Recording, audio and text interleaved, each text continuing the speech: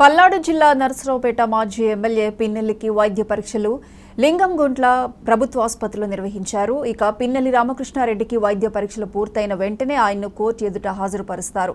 జిల్లా ఎస్పీ కార్యాలయం నుంచి పిన్నెల్లిని కాసేపట్లో మాచర్ల జడ్జి ఎదుట పోలీసులు హాజరుపరచనున్నారు. దీంతో నరసరావుపేట నుండి మాచర్ల వెళ్లే మార్గ మధ్యలో పోలీసులు హై అలర్ట్ ప్రకటించారు.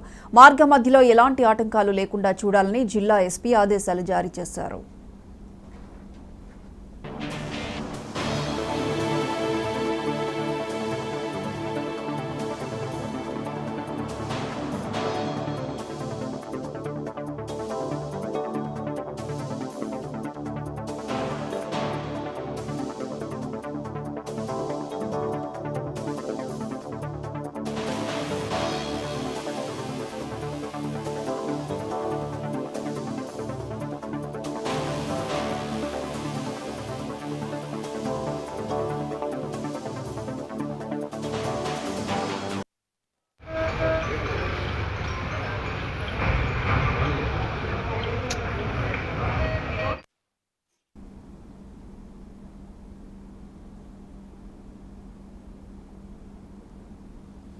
ఇక అర్ధరాత్రి సమయంలో మాచర్ల కోర్టుకి మాజీ ఎమ్మెల్యేను తరలించారు. ఈవీఎం ధ్వంసంతో సహా 4 కేసుల్లో నిందితుడిగా ఉన్న పిన్నెల్లి రామకృష్ణారెడ్డిని పల్నాడు పోలీసులు అరెస్ట్ చేశారు.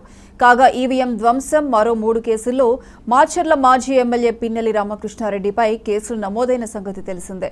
2024 సార్వత్రిక ఎన్నికల్లో భాగంగా ఏపీలో మే 13న పోలింగ్ జరగగా మాచర్ల అసెంబ్లీ నియోజకవర్గంలోని రెంటచింతల మండలంలోని Palvai gate polling station number 202లో ఆనాటి సిట్టింగ్ ఎమ్మెల్యే పి రామకృష్ణారెడ్డి ఈవీఎంలను ధ్వంసం చేసిన ఘటనను భారత ఎన్నికల సంఘం తీవ్రంగా పరిగణించింది. కాగా వీడియో ఫుటేజ్లను పరిశీలించిన తదుపరి ఎమ్మెల్యేను తక్షణమే అరెస్ట్ చేయాలని మే 21న ఈసీఐ ఆదేశించింది. దీంతో అప్పటి మాచర్ల మాజీ సిట్టింగ్ ఎమ్మెల్యేపై పోలీసులు కేసు నమోదు చేశారు. ఇక నమోదైన కేసు నుండి తప్పించుకునేందుకు నిందితులు ముందస్తు బెయిల్ కోసం ఏపీ హైకోర్టులో పిటిషన్ను దాఖలు చేయగా దాన్ని ఏపీ హైకోర్టు బెయిల్ పిటిషన్ను కొట్టివేయడంతో ఈవీఎంల ధ్వంసానికి పాల్పడిన పిన్నెల్లి రామకృష్ణారెడ్డిని పోలీసులు అరెస్ట్ చేసిన విషయం విదితమే.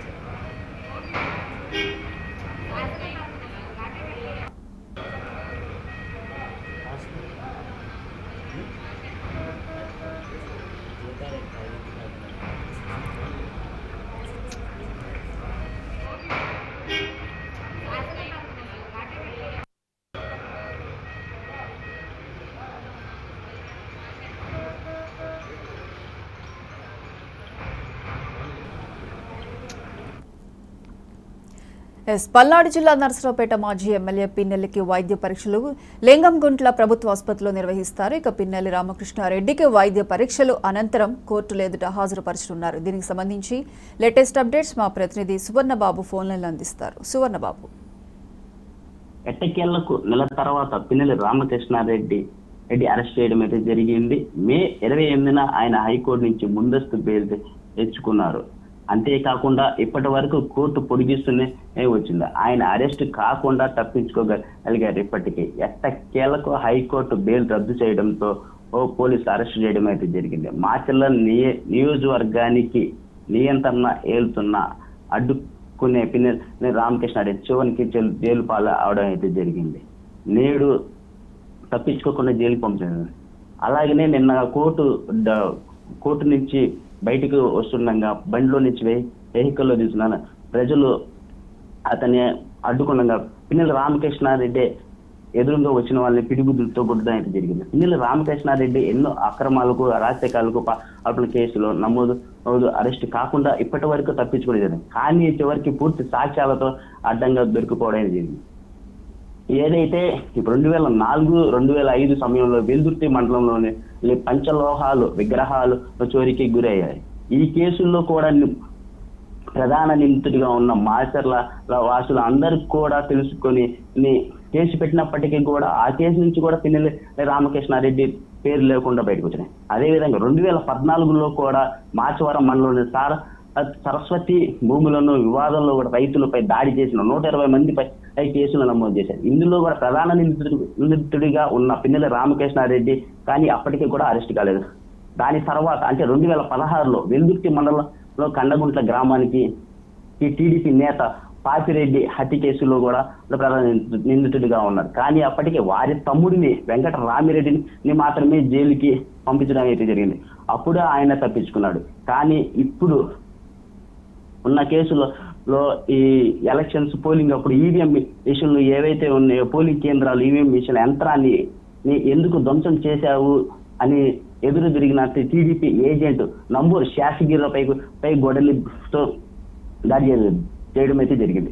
అలాగనే బయటికి వస్తుండగా ఎమ్మెల్యే పిన్నెల రామకృష్ణారెడ్డి 2 మహిళలపై ఎదురు తిరిగి ఎందుకు ఈవీఎం మిషన్లు ధ్వంసం చేశావు అని చెప్పని 2 మహిళలు అడగడంతో వారిపై ఏలు చూపిస్తూ దురుసుగా ప్రవర్తించి అసభ్య పదజాలం వాడుతూ బెదిరింపులకు పాల్పడ్డాడు. ఇవన్నీ సీసీ కెమెరాల ద్వారా రికార్డాయి. ప్రపంచానికి అతని అరాచకత్వానికి కళ్ళకు కట్టినట్టు చూపించాయి.